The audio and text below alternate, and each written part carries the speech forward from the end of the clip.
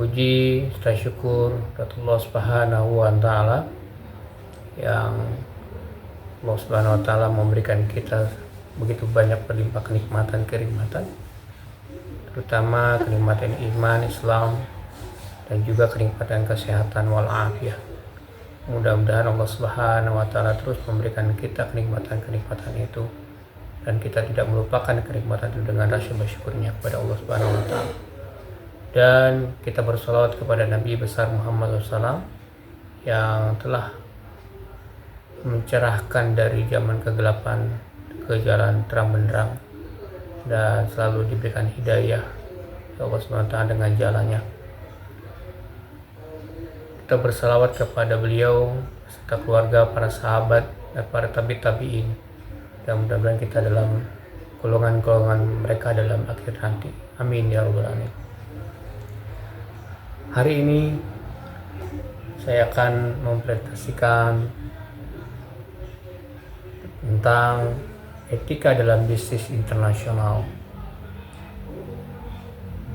Dalam materi ini saya dibimbing oleh Bapak Ferry Susanto SMN, MEAWP, dan disusun untuk tugas mata kuliah etika bisnis Islam.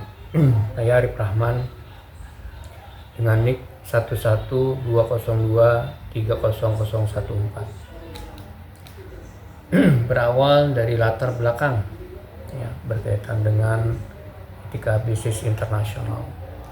Dalam era globalisasi yang ditandai dengan kemajuan teknologi dan intelek lintas batas yang semakin mudah, bisnis internasional telah menjadi fenomena yang tak terhindarkan. Perusahaan tidak hanya berkompetisi dengan pesaing domestik, tapi juga harus bersaing dengan entitas dari berbagai negara lain.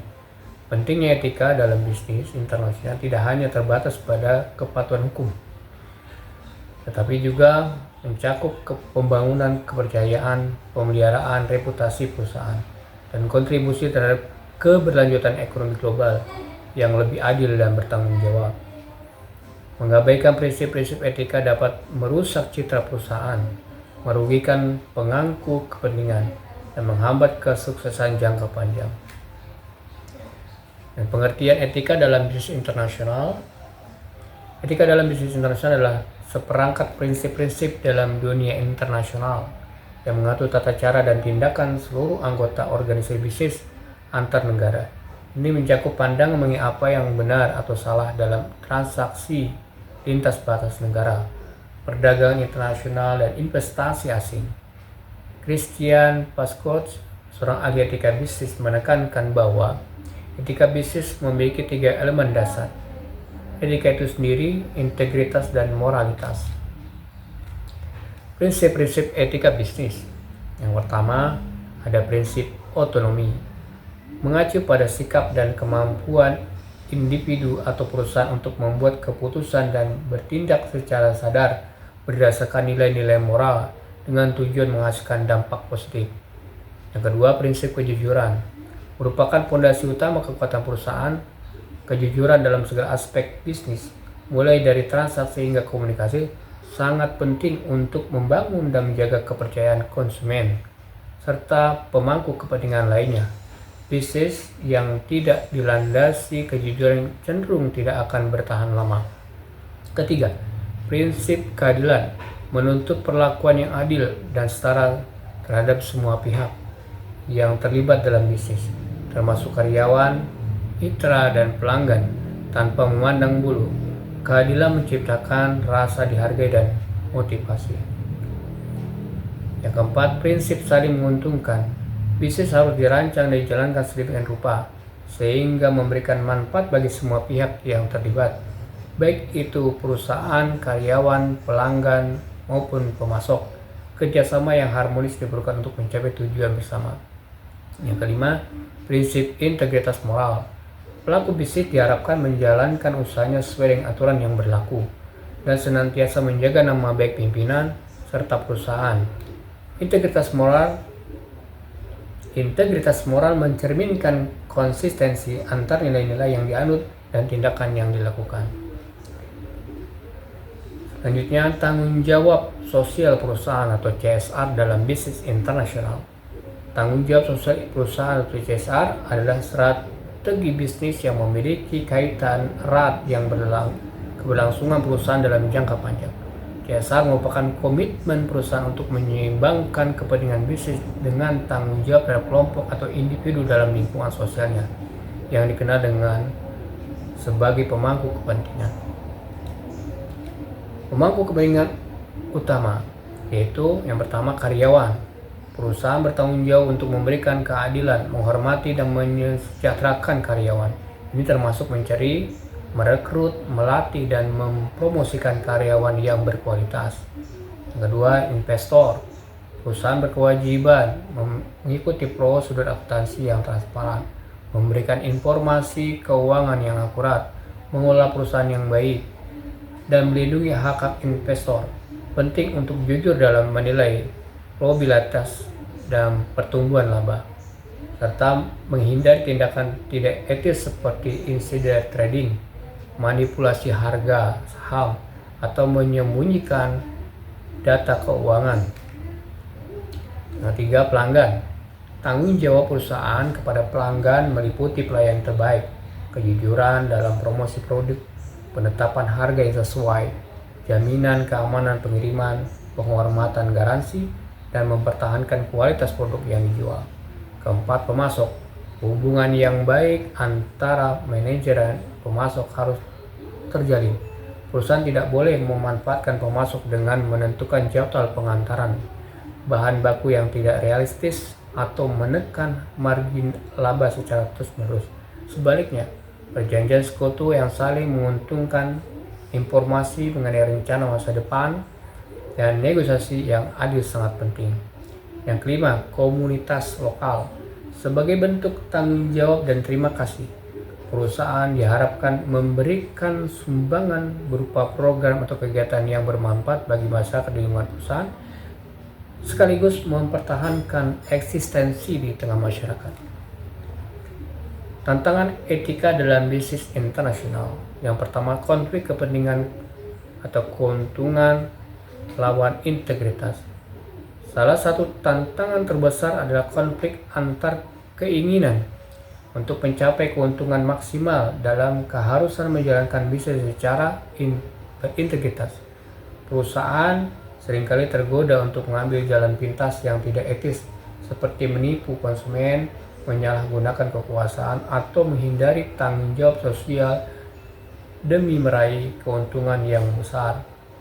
Tindakan semacam ini meskipun mungkin memberikan keuntungan jangka pendek, dapat merusak citra perusahaan dan merugikan semua pihak yang terlibat dalam jangka panjang. Yang kedua, perbedaan budaya dan sistem nilai. Praktik bisnis yang dianggap etis dan diterima di satu negara mungkin dianggap tidak etis atau tidak sesuai dengan nilai-nilai sosial di negara lain. Perbedaan budaya ini mencakup norma-norma sosial, kebiasaan, dan eksistensi moral yang bervariasi. Misalnya, praktik pemberian hadiah atau suap yang mungkin dianggap normal di beberapa budaya bisa jadi legal dan sangat tidak etis di budaya lain. Perusahaan multinasional harus mampu beradaptasi dengan norma dan nilai lokal tanpa mengorbankan prinsip-prinsip etika yang mendasar. Yang ketiga, persaingan ketat dan tekanan harga. Persaingan bisnis global yang intens dapat menciptakan tekanan tinggi pada perusahaan untuk mempertahankan harga yang kompetitif. Dalam upaya mencapai biaya produksi yang rendah, beberapa perusahaan mungkin tergoda untuk mengeksploitasi pekerja dengan memberikan upah rendah, melanggar hak asasi manusia, atau mengabaikan praktik lingkungan yang bertanggung jawab. Praktik-praktik ini memiliki implikasi serius tidak hanya karyawan di lingkungan, tapi juga bagi berkelanjutan jangka panjang perusahaan. Yang keempat, penyalahgunaan kekuasaan dan pelanggaran HAM. Perusahaan terutama yang beroperasi di negara berkembang dengan regulasi yang lemah berisiko menyalahgunakan kekuasaan mereka. Ini bisa berupa praktik monopoli, penindasan terhadap persaingan kecil, atau pelanggaran hak asasi manusia, seperti mempekerjakan anak di bawah umur atau kondisi kerja yang tidak aman. Kasus-kasus seperti eksploitasi tenaga kerja dan pelanggaran hak-hak masyarakat ada seringkali menjadi sorotan dalam bisnis internasional. Yang kelima, masalah lingkungan. Bisnis internasional seringkali melibatkan rantai pasok yang kompleks dan operasi produksi berskala besar yang dapat berdampak signifikan terhadap lingkungan. Tantangan etika di sini meliputi polusi, deforestasi, penggunaan sumber daya yang tidak berkelanjutan, dan pembuangan limbah berbahaya. Perusahaan memiliki tanggung jawab moral untuk minimalkan dampak negatif mereka terhadap lingkungan dan berkontribusi pada praktik bisnis yang berkelanjutan. Penerapan etika dan solusi. Yang pertama, membangun kebijakan dan prosedur etika bisnis yang kuat. Perusahaan harus mengembangkan dan menerapkan kode etik yang jelas dan komprehensif serta prosedur operasional standar SOP yang mengintegrasikan prinsip-prinsip etika di dalam setiap aspek bisnis. Kebijakan ini harus dikomunikasikan secara efektif kepada seluruh karyawan dan pemangku kepentingan. Yang kedua, pelatihan etika kepada karyawan.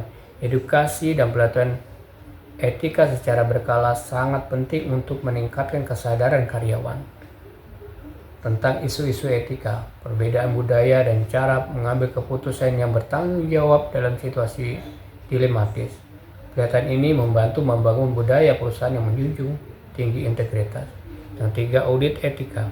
Melakukan audit etika secara rutin membantu perusahaan mengidentifikasi potensi risiko etika, mengevaluasi kepatuhan terhadap kode etik dan regulasi, serta memastikan bahwa praktik bisnis sejalan dengan nilai-nilai perusahaan dan standar internasional. Audit ini juga dapat mencakup penilaian dampak sosial dan lingkungan. Yang keempat, memperkuat hubungan dengan pemangku kepentingan. Membangun hubungan yang kuat dan transparan dengan semua pemangku kepentingan, termasuk karyawan, investor pelanggan, pemasok, dan komunitas lokal, adalah kunci. Keterlibatan aktif dengan pemangku kepentingan memungkinkan perusahaan untuk memahami harapan mereka, mengatasi kekhawatiran, membangun kepercayaan yang berkelanjutan. Yang kelima, menerapkan standar global atau lingkungan, HAM, dan tanggung jawab sosial. Perusahaan harus berkomitmen untuk mematuhi dan bahkan melampaui standar global terkait lingkungan, hak asasi manusia, dan tanggung jawab sosial. Ini termasuk adopsi praktik produksi yang berkelanjutan, memastikan kondisi kerja yang adil, dan berkontribusi positif terhadap pembangunan masyarakat di mana mereka beroperasi.